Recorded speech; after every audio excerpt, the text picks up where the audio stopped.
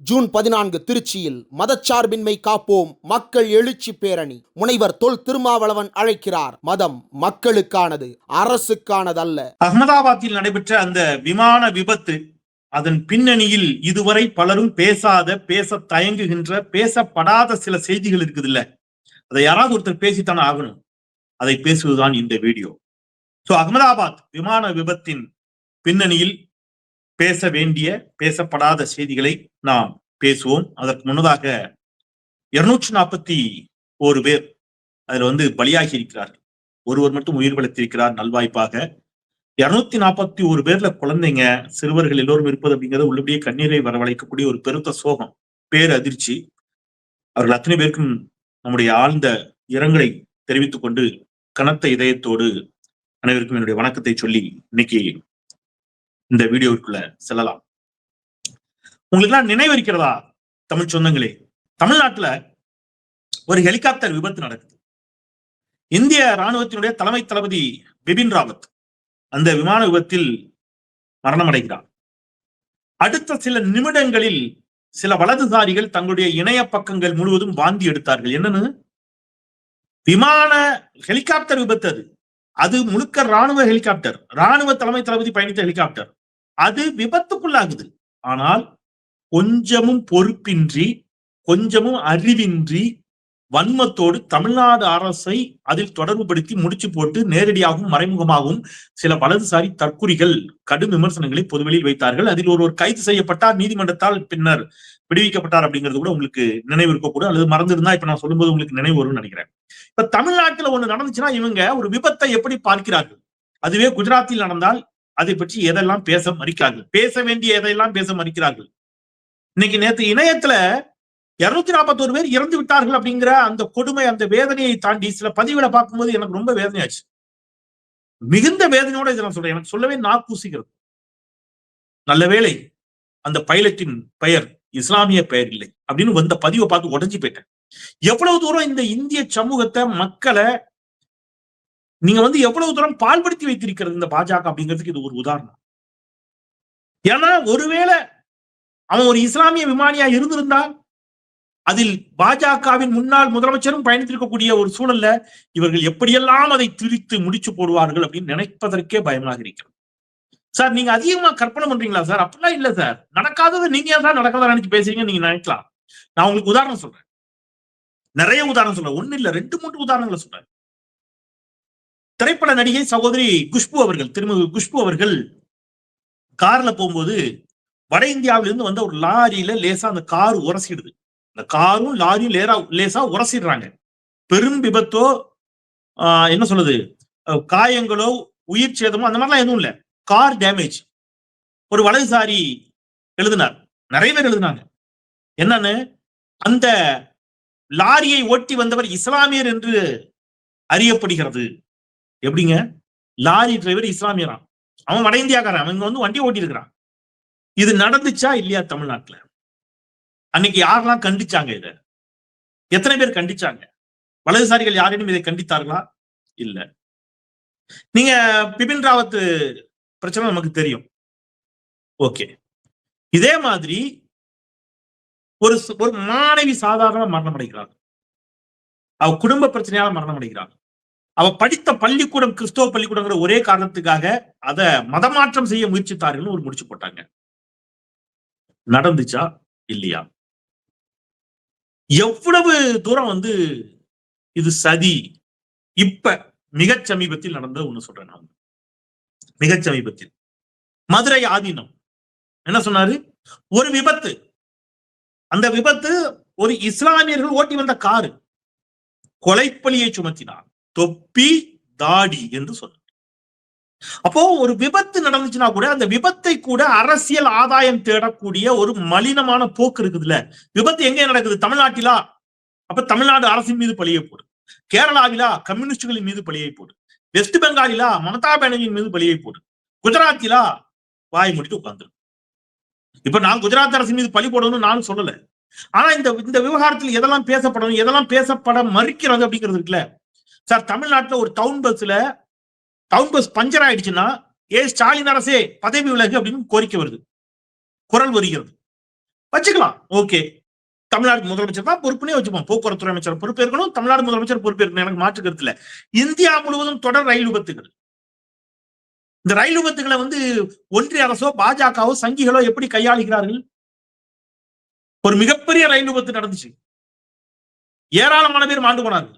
அந்த ரயில் விபத்தை ஒட்டி இந்தியாவே துடித்துக் கொண்டிருந்த பொழுது சங்கிகள் மட்டும் என்ன சொன்னாங்க உங்களுக்கு ஞாபகம் இருக்குதா? மறந்துருக்கும். தூரத்துல ஒரு வெள்ளை கலர்ல வெள்ளை பெயிண்ட் அடிச்ச ஒரு கட்டடம், அந்த கட்டடத்தை வட்டமிட்டு காட்டி அந்த கட்டடத்தினுடைய அந்த டூம் அது பள்ளிவாசல் மாதிரி இருந்துச்சு. பார்த்தீர்களா? இது இஸ்லாமியர்களின் சதியாக இருக்கக்கூடும். ஏனென்றால் அது பள்ளிவாசல் அப்படின்னு தூரமா இருந்த ஒரு பில்டிங்கை வட்டம் போட்டு காட்டி பேசினார்களா இல்லையான்னு நீங்க மனசாட்சிப்படி சொல்லுங்க. அப்போ ஒரு ஆதீனம் ஒரு விபத்து நடந்தா அதுக்கு இஸ்லாமியர்கள் மீது பழி சுமத்துகிறார். ஒரு பள்ளிக்கூடத்துல ஒரு மாணவி குடும்ப பிரச்சனையின் காரணமாக தன்னைத்தானே மாய்த்துக் கொண்டால் அதற்கு கிறிஸ்தவர்கள் மீது பழி சுமத்தப்படுகிறது. குஷ்பு போன கார்ல ஒரு லாரி மோதிருச்சுன்னா இஸ்லாமியர்கள் மீது பழி சுமத்தப்படுகிறது. அப்ப நீங்க தமிழ்நாட்டுல ராணுவ தலைமை தளபதியே இறந்த போது இதே பழியை சுமத்தினார்கள். இந்த விபத்து குஜராத்தை தவிர வேறு எங்கு நடந்திருந்தாலும் இவர்கள் எப்படி பேசுவார்கள் என்பதை கொஞ்சம் சிந்திச்சு பாருங்க. பயமா இருக்கு. ஒரு விபத்து காலத்துல நம்ம எதெல்லாம் பேசணும், எப்படி நடந்துக்கணுங்கிறத தாண்டி இன்னைக்கு நான் எதை பேச வேண்டிய நிலைமைக்கு தள்ளப்பட்டிருக்கேன்னு நினைக்கின்ற பொழுது எனக்கே அவ்வளவு மனசுக்கு வேதனையா இருக்கு. இந்தியாவை அந்த இடத்துக்கு கொண்டு வந்து நிப்பாட்டிட்டாங்க. சரி, தொடர் ரயில் விபத்துகள். ரயில்வே அமைச்சர் பதவி விலகுகிறாரா? இல்ல. எத்தனை உயிரிழப்புகள்? யாராவது பொறுப்பெடுக்கிறாங்களா? இல்ல. நேற்று இந்த விமானம் டெல்லியிலிருந்து அகமதாபாத் வருகிறது. அகமதாபாத் வருகின்ற பொழுது டெல்லியிலிருந்து வந்த அந்த விமானத்தில் பயணித்த ஒரு பயணி ஒரு வீடியோ எடுத்து பதிவேற்றுகிறார். அந்த வீடியோல என்ன இருக்கு? அந்த விமானத்துல எதுவுமே வேலை செய்யல. அவர் அதை எடுத்து வீடு போய் சேர்ந்து பதிவேற்றுவதற்குள்ள அந்த விமானம் திருப்பி அங்கிருந்து பயணிகளை ஏற்றுக்கொண்டு லண்டன் புறப்படுகின்ற பொழுது கிளம்பிய சில வினாடிகளில் கீழே விழுந்து விபத்துக்குள்ளாங்க. அப்போ விமானம் தரமற்று இருந்திருக்கிறது. விமானம் என்னவா இல்ல, ஒரு குவாலிட்டியா இல்ல அப்படிங்கிறத வீடியோ ஆதாரங்கள் தெரிவிக்கின்றன. அப்போ இப்ப நான் இப்படி கேட்கிறேன், ரொம்ப எளிய மொழியில உங்களுக்கு புரியுற மொழியில கேட்கிறேன். ஒரு பஸ் சார், ஒரு பஸ், ஒரு தனியார் பஸ்ன்னு வச்சுக்கோங்க.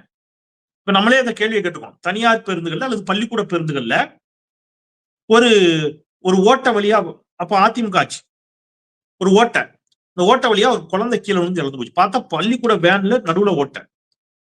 அரசத்தான் பொறுப்பெடுத்துக்கணும்னு சொன்னா எஸ், அதான் ரைட். அது திமுக ஆட்சியா இருக்கட்டும், அதிமுக ஆட்சியா இருக்கட்டும். ஏன்னா நீங்க அந்த பள்ளிக்கூடத்தை வேணா சோதனை போட்டுக்கணும்ல. அப்ப அதுக்குன்னு யார் இருக்கா? போக்குவரத்து அதிகாரிகள் இருக்கிறார்கள், ஆர்டிஓ ஆபீஸ் இருக்குது. நீங்க ஒரு பஸ்ஸை என்ன செய்யணும், எஃப்சிக்கு விட்டு தான் கொண்டு வரணும், ஒரு வேனை எஃப்சிக்கு விட்டு தான் கொண்டு வரணும் அப்படின்னு நம்ம சொல்றோம். எஃப்சி சர்டிபிகேட் இத்தனை வருஷம் ஓடி இருக்கா, அப்ப அதுல டயரை மாத்து, இன்ஜின் சரியா இருக்கா பாரு, பிரேக் பிடிக்கா பாரு, இதெல்லாம் என்னச்சுவாரு அந்த மோட்டார் வெஹிக்கிள் இன்ஸ்பெக்டர் ஏறி ஓட்டி பார்த்து எல்லாம் சரியா இருக்கான்னு சர்டிபிகேட் கொடுப்பாரு. நீங்க இந்தியன் படம் பாத்தீங்கன்னா தெரியும். அப்பாவுக்கும் பையனுக்கும் சண்டை, தாத்தா கமலுக்கும் மகன் கமலுக்கும் பிரச்சனை என்னன்னா, மகன் கமல் என்ன பண்ணுவாருன்னா ஒரு வண்டிக்கு எஃப்சியை செக் பண்ணாம கையில் போட்டு கொடுத்துருவாரு. அந்த வண்டி எடுத்துட்டு ஸ்கூல் டூருக்கு பிள்ளைங்களை அழைச்சிட்டு போவாங்க. பிரேக் பிடிக்காம அந்த வண்டி போய் விழுந்து குழந்தைங்க எல்லாம் செத்து போகும். இது ஒரு சின்ன லஞ்சத்தால வந்ததுங்கிற மாதிரி பையனே கொல்ல போவார் அப்பான்னு நம்ம சங்கர் வச்சிருப்பாரு. சங்கர் மீது நமக்கு நிறைய விமர்சனம் இருக்கு, நிறைய பேசியிருக்கிறோம், அது வேற ஒண்ணு. பட் இந்த காட்சியை உங்களுக்கு நான் நினைவுபடுத்துறேன். அந்த மாதிரி அப்ப ஒரு எஃப்சி, ஒரு பஸ்ஸுக்குனாலே ஒரு எஃப்சி இருக்குல்ல, ஒரு விமானம் அப்படின்னா அந்த விமானத்தை சோதித்து இது தரமாக இருக்கிறதா இல்லையா என்று சான்றளிப்பதற்கு அரசு நிறுவனம் இருக்குதா இல்லையா? இருக்குது. அந்த அரசு நிறுவனம் இந்த விமானங்களை சோதித்ததா இல்லையா?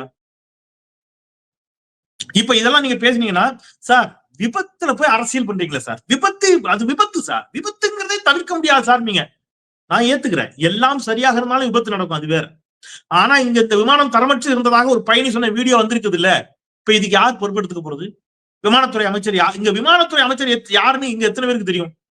விமானத்துறைக்குன்னு ஒரு அமைச்சர் இருக்கிறார்ல, விமான போக்குவரத்து துறைக்குன்னு. ஆனா உங்களுக்கு தெரியுமா, இந்தியாவுக்கு இந்திய அரசுக்குன்னு விமானமே கிடையாது. எல்லாத்தையும் வித்து ஏப்பம் விட்டார் ஐயா மோடி.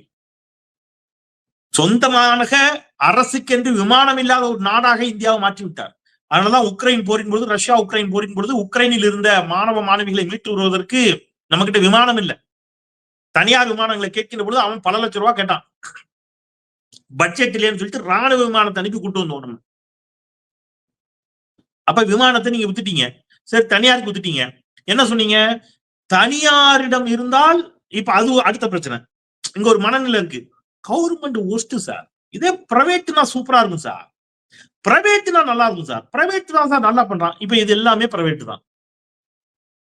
அப்ப இப்ப நீங்க யாரை இப்ப கேள்வியை கேட்க முடியாது இடத்துக்கு போயிட்டீங்களா? இப்ப அரசுனா ஒரு ரெஸ்பான்சிபிலிட்டி இருக்கும், பொறுப்பு இருக்கும். அட்லீஸ்ட் நீங்க அரச கேள்வி கேட்கலாம். இங்க நீங்க யாரை போய் கேள்வி கேட்பீங்க? கேட்கவே முடியாது. மோடி பதில் சொல்லுவாரா? அமித்ஷா பதில் சொல்லுவாரா?